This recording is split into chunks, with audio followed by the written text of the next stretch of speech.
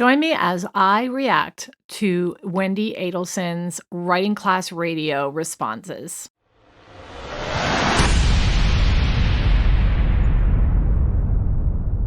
Welcome back to my channel, everybody. Today we are going to listen to just Wendi's responses on the writing class radio. She was asked questions and she responded to these questions, and I want to just listen to them here together. So we will start right now. On July 18th, 2014, someone shot my ex-husband in the head while he was pulling into our garage after he dropped our then 3- and 4-year-old sons off at school. I only found out this information when the police picked me up from a lunch date I was having with 2 girlfriends and insisted that I come with them back to the station, and then interrogated me for 8 straight hours, because it's usually the ex-wife. I'm not really okay. I list the things that are going well when people ask this question. My children are thriving and happy. We live with my parents who are incredibly devoted to our well-being. I started my own immigration practice, and I just signed up to do a 1-year clerkship with the Federal 11th Circuit in September, which... Okay, let's first note how happy and proud she sounds in her answers. Is anybody getting that right off the bat? It's almost like she is really proud to tell this story. Your husband was killed, lady. Really? It's show a little bit of empathy for the fact. How about, unfortunately, I lost my husband. We didn't get that. Means I can get off Obamacare and have 1 year guaranteed of a steady income. But the truth is that I missed my life. I was a professor at Florida State University College of Law. I was so proud to be a public interest attorney and a mentor to my students.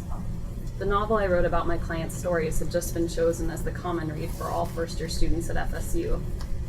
In August, I was supposed to be the commencement speaker, and then I was supposed to take my brain cancer surviving, just turned 70 father on a trip to Machu Picchu. And I don't get to complain that I didn't do any of those things. Like, it's all about you, Wendi.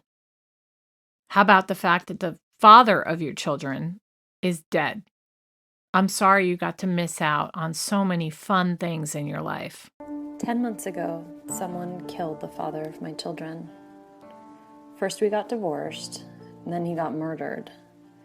In casual conversations, I don't know whether to call him my ex-late spouse or my late ex-spouse, except that late ex-spouse sounds like latex spouse. Last July, someone, and we still don't know who, shot my ex-husband point blank in the back of the head as he pulled into our garage after driving our then 3- and 4-year-old sons to preschool. We married when I was in my mid-20s, when I thought I could cheat the system and marry a man I lacked passionate love for because, hey, didn't that die anyway during marriage? I saw his intellect and big heart and thought he would make a wonderful father for my children. Our marriage dissolved after the children arrived, as the loneliness of being married to someone that didn't view me as an equal crept in. I do believe he loved me the best way he knew how. I mean, he didn't like fiction, so why read my novel? It was logic, not a lack of love. It feels sacrilegious these days, even to suggest something less than heroic about my latex husband, because he was murdered. He died violently and young, and likely at the hands of a professional killer. And the media had a field day in response. I turned on the news to find photos of my children with Nancy Grace, George Stephanopoulos saying my name in reference to our acrimonious divorce, and a picture my friend took when I was her maid of honor showed as evidence why I should be treated like a murder suspect, and not the mother of 2 fatherless boys. I sat on a bench last week to watch the boys play. An older woman sitting next to me commented on how adorable my boys are and asked, "What does your husband do?" I hate this question. I haven't yet said, he doesn't do much because he's dead, but I think it sometimes. I find when I tell people that my children's father died, they feel sad. But when they ask the follow-up questions and find out we weren't married, they seem to feel better. I don't. Okay, so killed by a likely professional killer is what I think she said. Okay, that's a really interesting statement she's saying right there. So if your husband truly has no enemies, and yeah, we know that Dan had some people that got annoyed with him, but other than that, he didn't have real bad enemies. He just didn't. He had no vices of any kind. Um, no history of trouble that he was ever in. Uh, why would a professional hitman be involved? Okay. Professional killers don't just pick random decent people and decide to go hire a hitman and go shoot you up. It just doesn't happen. So the real question here is who stood to benefit from his death? Because that's who's going to hire him, right? And the only people that would stand to benefit are Wendi and also Donna, because she wanted Wendi to move down back to Miami and she wanted to be with her grandkids. And Donna was pissed about the whole thing with him not wanting the kids to have visits with the grandma anymore unless they were supervised. I just thought that statement was really interesting. Okay, so here she is talking about Donna. My mom and I have lived together for almost a year. She is selfless, generous, loving, and beautiful. She thinks she is fat. She once got turned down for Weight Watchers because she didn't have enough excess weight to be admitted to the program. She thinks she is stupid. Oh, didn't she say? Didn't the kids say to Dan, Grandma thinks you're stupid? The irony. My mom, who won the New York Spelling Bee for middle schoolers when she was only in the 6th grade. I'm so many of the things I am because of who my mom is and who she wants me to be.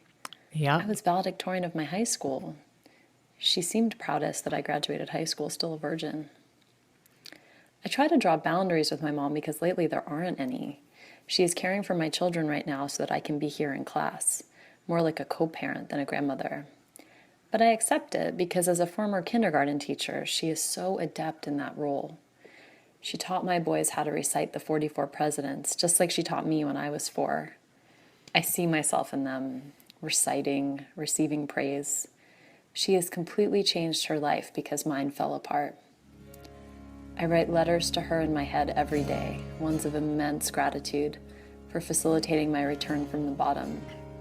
But when we speak, in the few fleeting moments when the kids or my dad don't need something, it comes out like, is the dishwasher clean? And if not, should I run it? Okay, so the apple does not fall far from the tree. And you can hear it, and like you can hear just how close they are.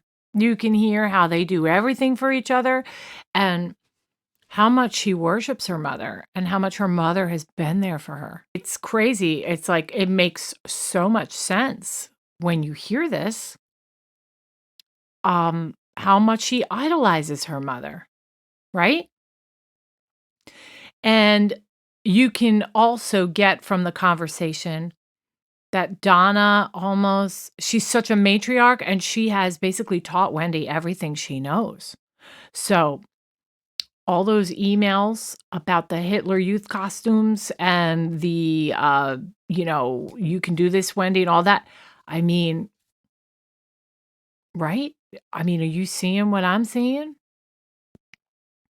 They have a kinship and a closeness that would make it impossible for me to believe that Wendi and Donna would not know all the same things.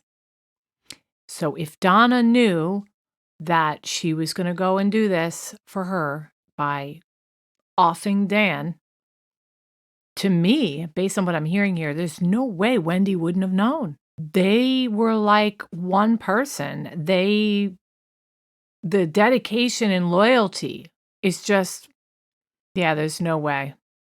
No way.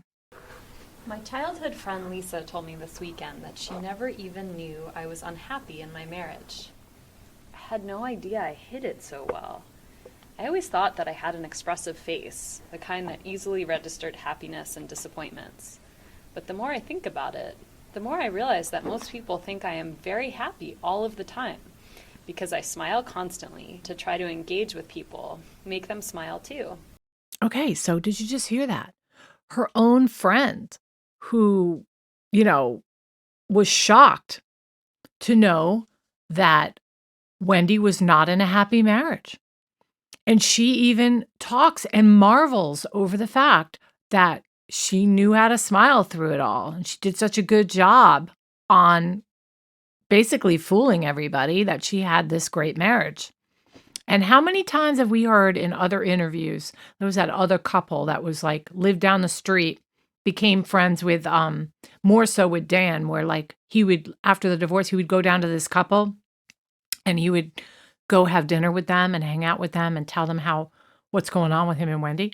They were shocked too, because they thought they were like so cute and cuddly and all that. I mean, Wendi is a huge liar, a huge faker. And she's basically saying it right here. I think this face is a kind of mask that I wear out of a life of endless practice, like a kind of muscle memory for the face. I'm going to rewind that. I had no idea I hid it so well. I always thought that I had an expressive face, the kind that easily registered happiness and disappointments. But the more I think about it, the more I realize that most people think I am very happy all of the time, because I smile constantly to try to engage with people, make them smile too. I think this face is a kind of mask that I wear out of a life of endless practice, like a kind of muscle memory for the face. I can even remember one time learning that a friend's father had died, and upon hearing the news, I smiled. It was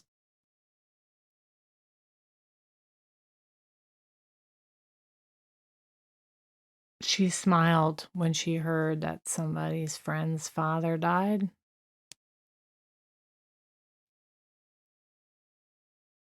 Did Georgia hear this? I hope so.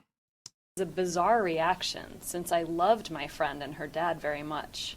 We were 13, and I remember him making pancakes for us many a Sunday morning after a few of us slept over.